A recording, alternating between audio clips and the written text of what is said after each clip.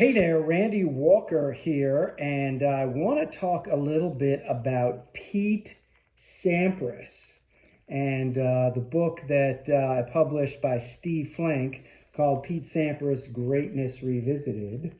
And, we're coming up on the 2022 US Open, and this is the 20th anniversary of Pete's swan song finale at the US Open when he was down and out. Everybody counted him out, and he was seeded, I think, 17th, and went on to win the title against Andre Agassi in the final, and then just basically peace out. Didn't officially announce his retirement for a year later, but he pretty much knew at the time that was pretty much the way to go out, and mulled on the decision for a while and thought maybe he'd go back to Wimbledon one more time and so forth. But as Wimbledon approached, as Steve talks about in the book and his conversations with Paul Annacone, his coach, where he just was like, I just don't have it, and I just don't have the motivation, etc. But yeah, so I mean, I think this year's U.S. Open really deserves a lot of reflection back on Pete and that tremendous run to the title, and also just the end of an era.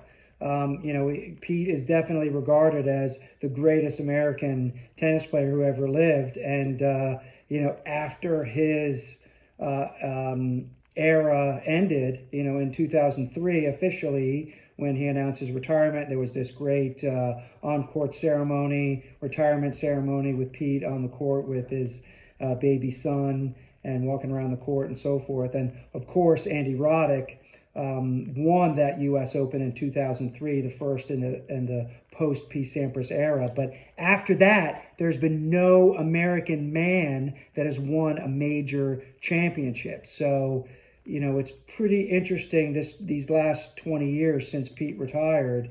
It's been, I don't want to say like the dark ages or anything, because Andy Roddick was certainly right in there, playing in, several Wimbledon finals against Roger Federer, and another U.S. Open final for him. And, he certainly was battling in the top three there for a while and so forth. But pretty much after Andy Roddick, it's been, slim pickings. There's only been, John Isner and Sam Querrey who've made major semifinals. And, when's this barren period for American men's tennis going to end? Perhaps there's a light at the end of the tunnel with this group of American men that we have coming up, led by Taylor Fritz, who just won Indian Wells earlier this year, and what I called in my article in worldtennismagazine.com, probably the biggest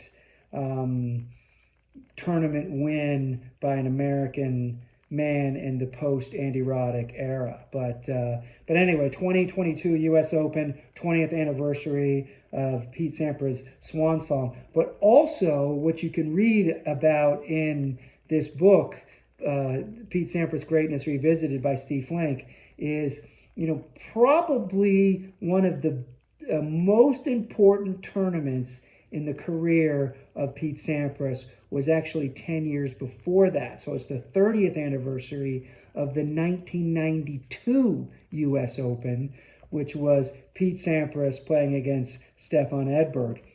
And why that tournament final was so important to Pete was it was the second major final that he had reached in his career. Of course, he won the 1990 U.S. Open, out of nowhere as a 19-year-old, etc., and blitzed Andre Agassi in that final, and really just, catapulted onto the tennis scene. But he had some difficulty adjusting to, being a top pro and, going from, the hunted to the hunter, etc., and, broke through and finally got back to that second major final in 1992 and played Stefan Edberg.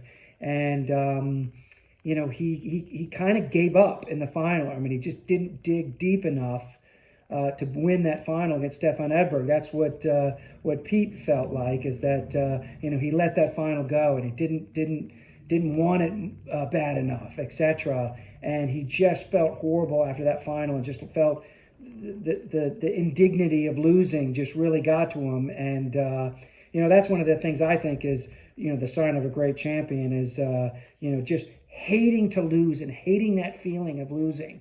And Pete, obviously, there's, not many more greater champions than Pete. And he just hated that feeling of losing and the way that he lost, so that he didn't dig deep enough to beat Edberg that day in the 1992 U.S. Open, that it just irked him so much that he just didn't want to ever have that feeling again. And gosh, I mean, we'd have to look up off the top of my head, how many major finals did he lose after that?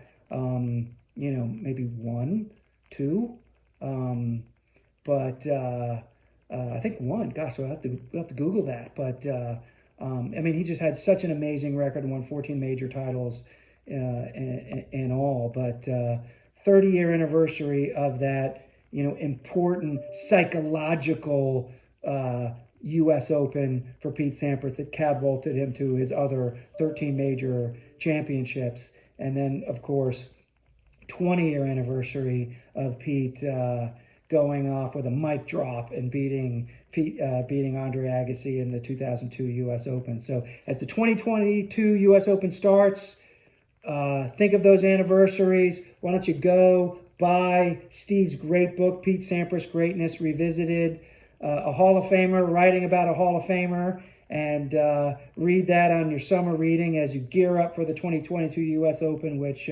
certainly would be a blast. And maybe we'll see an American break this 20-year, 19-year hiatus for winning a major championship. Maybe we'll see one of those Americans come through. So Randy Walker for New Chapter Press and WorldTennisMagazine.com. Adios.